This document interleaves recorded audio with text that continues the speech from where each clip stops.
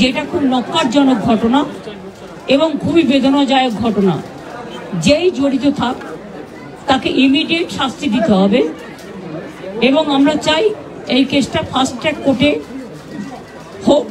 Fast track কোর্টে হলে judicial প্রসেসটা তাড়াতাড়ি হবে এবং তাতে আমরা ফাঁসির দাবি জানাবো। কারণ কিছু মনে রাখবেন, কিছু লোক এখনো সামাজিক অবক্ষয়ের মধ্যে আছেন, সামাজিক মূল্যবোধটাকে ভুলে গেছেন। মেয়েদের গায়ে হাত দেওয়া যে কত বড় অপরাধ এবং তার সাথে যে অত্যাচার করেছে বা তাকে যেভাবে খুন করেছে, আমি আশ্চর্য হয়ে যাচ্ছি। ওখানে নার্সরা ছিলেন, ওখানে ওদের সিকিউরিটি ছিলেন,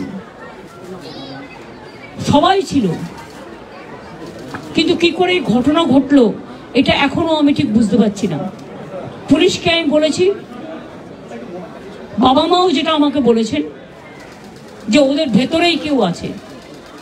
যদি ভেতরে কেউ থাকে, কারো প্রতি সন্দেহ হয়, যারা ছিল, যারা ওর বন্ধু বান্ধব, তাদেরকে সবাইকে ডেকে কথা বলবে এবং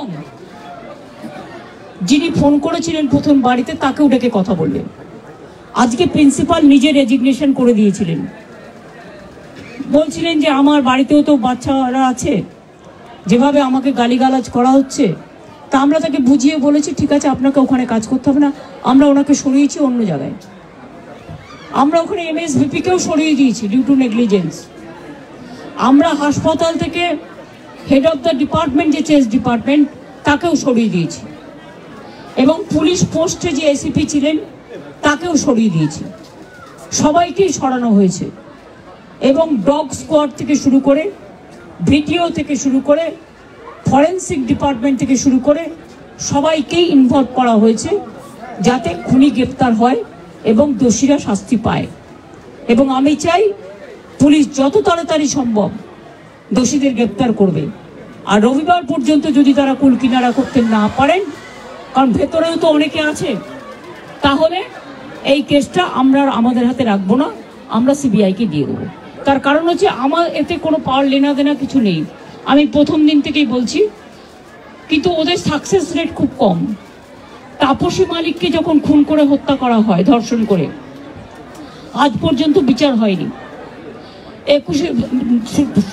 সিঙ্গুরে এটা হয়েছিল, নন্দীগ্রামে যখন 14 জন গুলিতে মারা যায় বা 10 জন হারিয়ে যায়, আজও তারা ফিরে আসেনি। এই কেসগুলো সব সিবিআইয়ের হাতে ছিল, রিজার্ভের কেসও ছিল, একটা কেসেরও বিচার হয়নি। এমনকি রবীন্দ্রনাথ ঠাকুরের নোবেল প্রাইজ চুরি হয়েছিল, সেই কেসটাও ছিল, মানুষ কোনো বিচার পায়নি। কিন্তু তবু মানুষের স্যাটিসফ্যাকশনের জন্য যদি কেউ ভাবতে পারে যে পুলিশ ঠিক মতো করতে পারছে না, যদিও Calcutta police is the best police in the world, তাদের তদন্তের যে সিস্টেমটা এবং সবচেয়ে ভালো অফিসারকে লাগানো হয়েছে সমস্ত কিছু দিয়ে। আমরা রোববার পর্যন্ত সবাইকে ডাকবো, আমাদের পুলিশ ডাকবে, এটা বিনীত বলবে, আমি বিনীতকে বলতে আহ্বান জানাচ্ছি। আমরা অলরেডি যে ইনভেস্টিগেশন প্রসেসের মধ্যে যারা যারা ওই পিওর কাছাকাছি ছিলেন, কোনো ধরনের কোনো কানেকশন আছে, ইনভলভমেন্ট আছে, প্রত্যেকটা লোককেই ডাকা হচ্ছে এবং ডাকা হবে যদি কারো না ডাকা হয়ে থাকে। এবং আমরা অলরেডি একটা হেল্পলাইন নাম্বার শুরু করেছি, ওর মধ্যে ডাক্তাররাও আমাদেরকে বলতে পারেন, অ্যানোনিমাসলি বলতে পারেন, ফিজিক্যালি এসে বলতে পারেন কি যদি কারো উপরে সন্দেহ থাকে, কি কারণে সন্দেহ আছে। ফ্যামিলি মেম্বার সঙ্গেও আমরা টাচে আছি।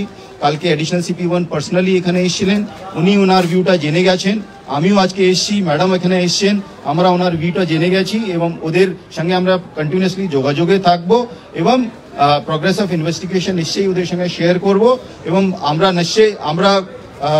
নিশ্চিত কি আগামী 4-5 দিনের মধ্যে যদি আরও কেউ থাকে, আমরা নিশ্চয়ই ওদের সবাইকে আমরা নিশ্চয়ই অ্যারেস্ট করতে পারবো। আর যদি তা সত্ত্বেও যদি ফ্যামিলি স্যাটিসফ্যাকশন না থাকে, ম্যাডাম যা বলেছেন সেটা হবে।